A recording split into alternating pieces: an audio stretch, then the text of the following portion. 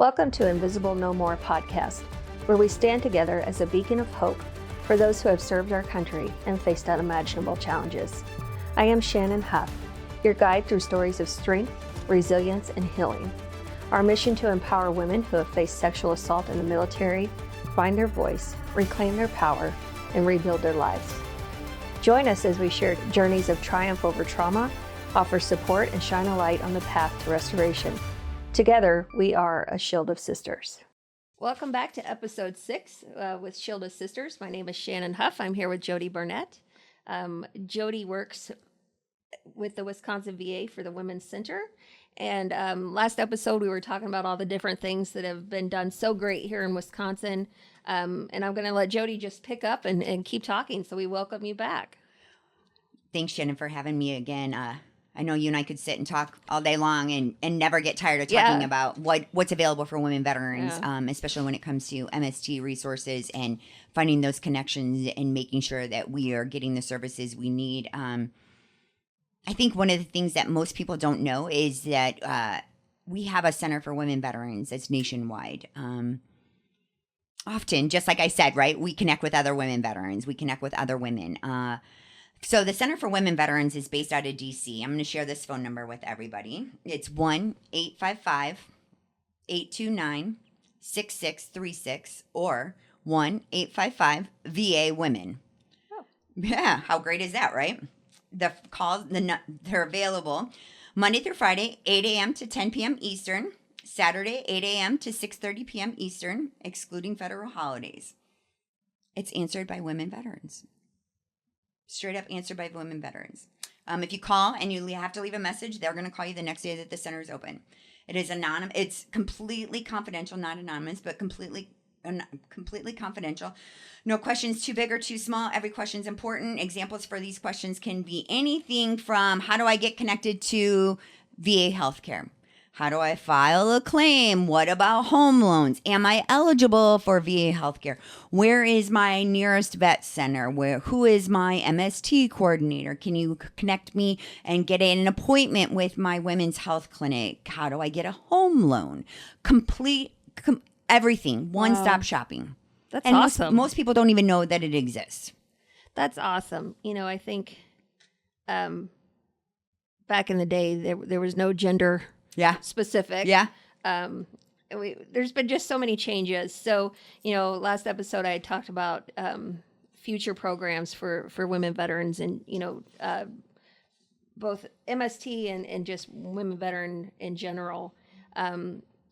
If you could just kind of touch on some things coming down the pike that we might have to look forward to as women veterans, if you can share. So I don't have what's coming down the pipe. Here's what I know exists that is not utilized to the fullest extent. And I think we try to get the information out there, but I think because most individuals, I shouldn't say most, I can't say most, but the individuals that choose not to use the VA healthcare don't know that these tools exist. And I think the individuals that know they exist forget that they exist, right? And we're not utilizing them to the best of our ability. This is a free app, and maybe you use this. It's a veteran resource, and it's actually from the VA, and it can be downloaded on. I'm an iPhone person, so I'm going to say this. If you have one of those other brands of phones, right? It's the Beyond MST mobile app. Yes. So it's free, secure, private self-help mobile app. Please download that. It's completely free. It has over 30 specialized tools and other features to help MST survivors cope with challenges, manage symptoms. You do not need to create an account, and any personal information entered in the app will not be shared with anybody, in particular, not the VA. I have used it. It's on my phone. We actually promote it on our website, and it is beneficial. So I'm glad you brought that up because we talk about that at our retreats. Yeah. My therapist told me about it. She's like, you've got to download this. Yeah. It's not for everybody, right? No, I mean, it's good and bad. Yeah. You know, just like everything. I'm sure there's parts of Shield of Sisters people think are good and bad. So, you know, whatever works for you, right? Whatever your journey is, what helps, what doesn't help, use it. I would be remiss if I don't talk a little bit about the VA what's in the VA, but I definitely want to also touch on non-VA programs, right? MST within the VA has changed a little bit, right? So you do not need to be enrolled in VA healthcare to receive treatment for MST. And I don't think we say that loud enough. Yeah. Even as a female veteran, I don't think I share that enough with other female veterans. Even if you have an other than honorable, often you're eligible for MST treatment. I don't think most people know that. I don't think most people know that a lot of female veterans get other than honorable after MST because of the trauma that happens and the emotional impacts. A lot of them do get other than honorable and dishonorable. And that's so heartbreaking. It's just another layer of betrayal. Yeah, and sometimes there's a kickback, right? From the chain of command. Yeah. You reported this, you got to go. Yeah. Right? Again, we'll sit here and talk about sea stories all day, right? Oh, we could. Yeah, we right? could. There's also care eligible for, especially here in Wisconsin, right? We're surrounded by National Guard and Reserve members. So there's care eligible. The service-connected disability does not need to be related to your experiences of MST. Current service members can also receive treatment for your MST via the vet center. Again, shout out to our vet centers. Again, I plug my MST coordinators. We have amazing MST coordinators here in Wisconsin. I'm just kind of going over some of the basic lists, right?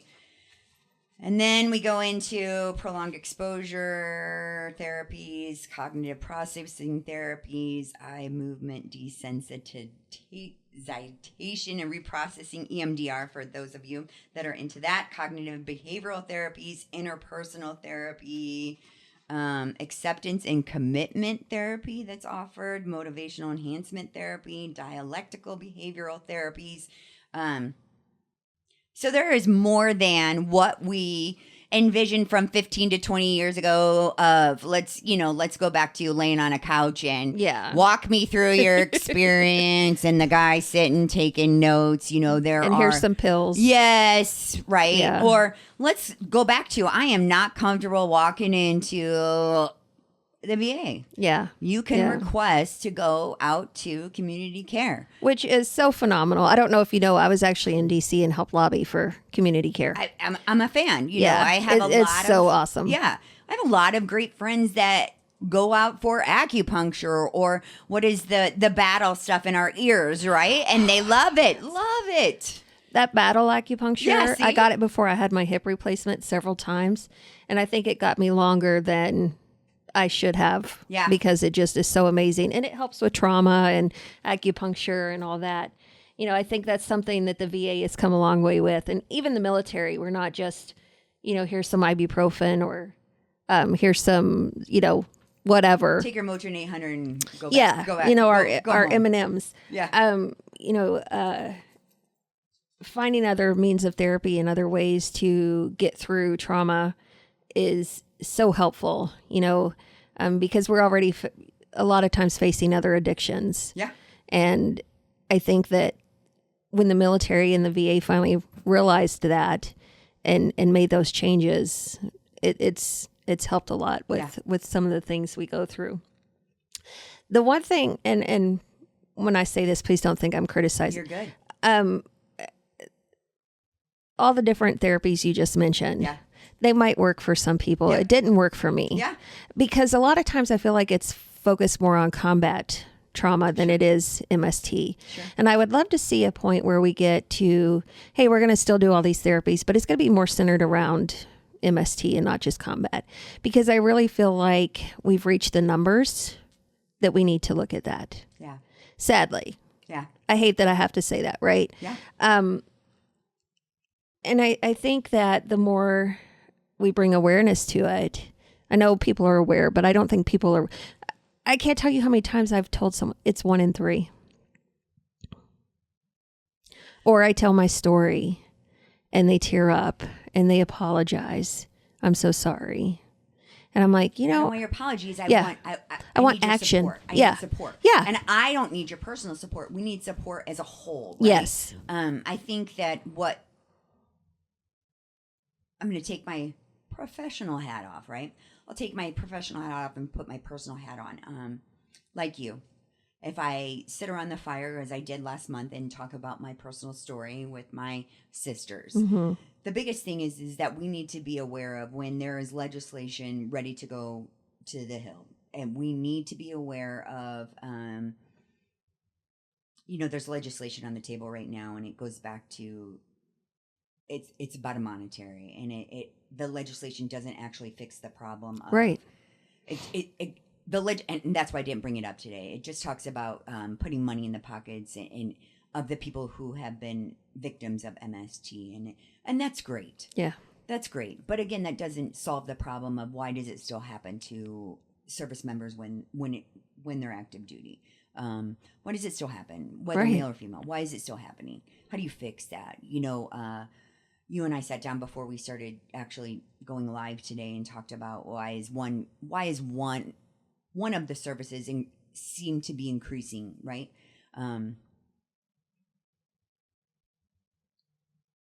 I want to say that there's a fix, right? You want to say that this will never happen. It will go away. That the answer is that we're going to be able to write enough UCMJ codes and that this will never happen. This will always go away. And then we want to go back to 20, 30 years ago. Boys are going to be boys and girls are going to be girls, and human nature takes over and you just can't stop people from being. And then you go back to, this happens at McDonald's, or this happens at the factory down the street, or this happens and this happens. And, I will say my experience was amazing. Not the experience itself, but the after action was amazing. I am so blessed to have an amazing chain of command who jumped right on it, did not tolerate it. I raised my hand first. 2 others came behind me, and immediate action was done. Wow. You're lucky. Exactly. And I know that. And I say that story because I believe that change is happening. And I share that story because I believe that change is happening. Like anything, change doesn't happen overnight. Just like women healthcare at the VA. I believe that change is happening. Absolutely. And that's so comforting. And I've said it, that people are going to get tired of hearing me say this. Even if there's never another MST, we still have thousands and thousands that need help. And that's where Shield of Sisters comes into play. Exactly. It's alternative therapy. It is bridge building, connecting others who have experiences like you and me. It is, I hate to say kumbaya, but it's holding hands. It's giving the tools, alternative therapy. I am a firm believer in meditation, journaling, affirmations. I'm a firm believer in all of that. I'm a firm believer in, if therapy through the VA is not working, then you need to find what does work. And I love you. I love what you're doing. I am so happy for you. I'm excited to walk along just behind you and watch it all come together. And your success is amazing. I'm in awe of what you're doing. Okay, you're going to make me cry. I don't mean to make you cry, but as somebody who has been a victim, the help that you're going to give, this is why we're doing this. Absolutely. And when I first started this, outside of my chain of command, because they did, he went to jail, not for what he did to me, but because apparently he was married and they considered it an affair. One, I thought I was alone. And 2, I was so ashamed. Yeah, we wear it. To the point where I didn't know there was other women out there. And when I really started researching it and decided I wanted to do this, I left a very good job because I couldn't run a nonprofit and work for the federal government. I was like, thanks for the easy decision. But the more I walk alongside our sisters, and the more I hear, it's heart-wrenching. You talked about, well, it happens at McDonald's. They don't raise their hand and say, we're going to protect and defend. They don't say, I'll die for you. Mm-hmm. And I think that's why it's so hard. Yeah. And then we have trouble going back to the VA or whoever because you're part of that system that betrayed us so hard. Yeah. So I really hope that people who listen understand that we're not just out here whining. Yeah. This isn't a Me Too movement. Yeah. And I've said from the beginning, I'm not after anyone. Yeah. You know, I don't want to prosecute anyone. I want it to change. Yeah. I want my sisters to get help wherever. And I think, you know, once we start seeing that our leadership is going to take charge and going to help, then we're more than likely to come back and get the help we need. Yeah, and I would just say, you asked what I think. I think that our civilian peers, male or female, when they realize that there's something on the floor, call your representatives. Yeah. Back it. Sign the petitions. Yeah. Sign the petitions. The moment that get smart on politics, when you see something about sexual harassment, when you see anything related to military sexual harassment, MST, you sign that petition. You call your representative, put your name on the bill. Absolutely. Do it because you're saving future generations. Yep. You're helping past generations. Yep. You know, I used to hate the Women Veterans Day thing. I was just like, we fought so hard to be part of the crowd, you know, part of the guys. But the women before us, they paved the way. They paved the way. Correct. And here we are sitting here paving the way for our sisters. Correct. So they don't have to be sitting here carrying around the weight of trauma,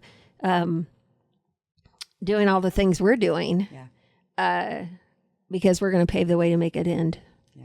You know, I really feel like that's why I'm here. Yeah. It might be a little bit snotty to say, or vain. I don't know, but that's my burden. That's why your 3 attempts didn't work. That's why my 3 attempts. Thank God my 3 attempts didn't work. You know, how many women have you helped? We'll never know, just by having a casual conversation in a McDonald's. Yeah, it's heavy. You know, I did my first episode by myself, told my whole story. I know I don't think I've told you my story. And I said, you know, it's the first time my mom is going to hear this. You felt alone, but I promise you weren't. The moment somebody hit play, you were not alone. Yeah. You're never alone. And it's just so amazing what, you know, I have to give a shout out to the Wisconsin VA and to the state, because we didn't know if we were going to get to carry on throughout the year. Yeah. And we were so grateful to be honored with a $100,000 grant. And because of that, this podcast is possible. I just hope that even our brothers who have experienced MST, if you're listening to this, there are people out there willing to help. Yeah. And I don't care if you're a brother or a sister. My number's all over the website. Amen. Call me. I get calls at midnight. I get calls at 2 a.m. I don't care. Yep. You know, my husband's just like, oh, that's my wife. There she goes again. Who's she talking to?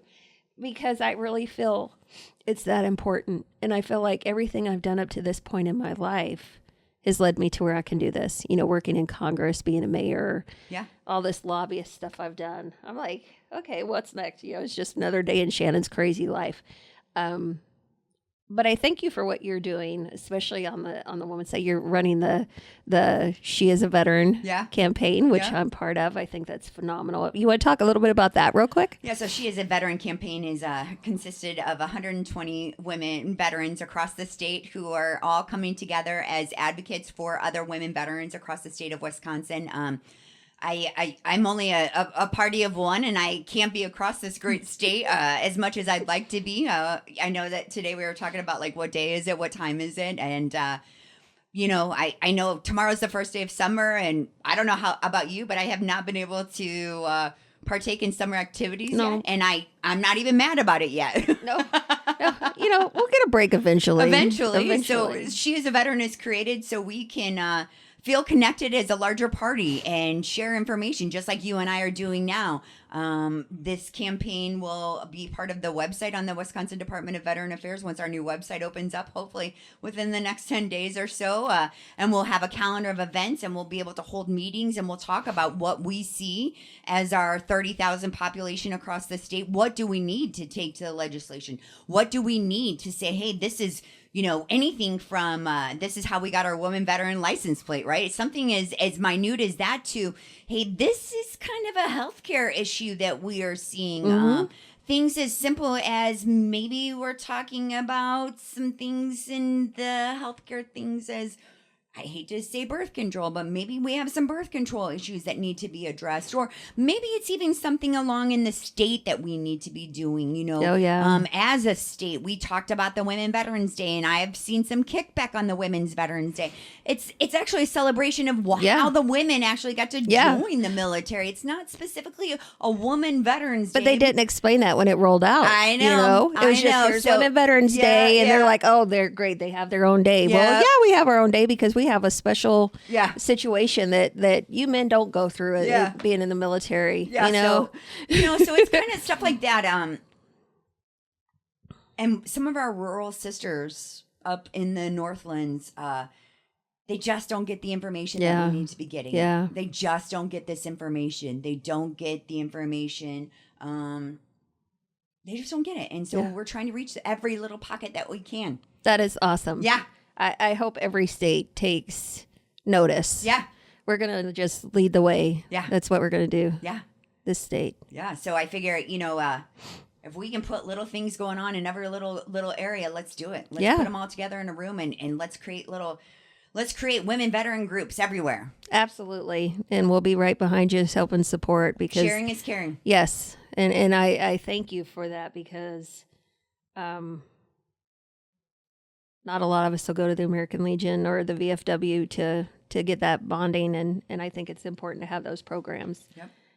And so I just appreciate you being here and sharing. I don't know. We could spend days doing this. I mean, we could go into episode 3. We could. I think Joe's probably getting hungry over there. He's been munching. Okay, let's go to lunch. Yeah. Right. I don't know. I'm going to give a shout out to Joe, and you better keep this on the podcast. We've been so lucky to have Joe here. He keeps flashing the 3 minutes. Shannon, shut up. It's time to go. Right. But Joe's been so instrumental in creating this and helping us. So thank you, Joe, for your work behind the scenes.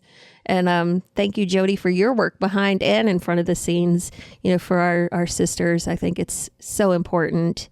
And keep doing great work, Shielded Sisters. You guys are awesome. Thank you. Look forward to great things to come. We are definitely going to do great things. So, love it. And we'll keep you all informed and keep everything going. Love it. So, Well, sharing is caring. Absolutely. So, again, Jodi gave out phone numbers for the women veterans, 1-855 VA Women. Yep. Make sure you give that a call. Don't forget to tune into the next episode. We've got a few more coming up, and we appreciate you joining us today. Thank you to all the members of Shielded Sisters Founder Circle. Superbio, we appreciate your continued support. If you are interested in joining our Founder Circle, please visit our website at www.shieldofsisters.org or call Shannon at 608-344-0210.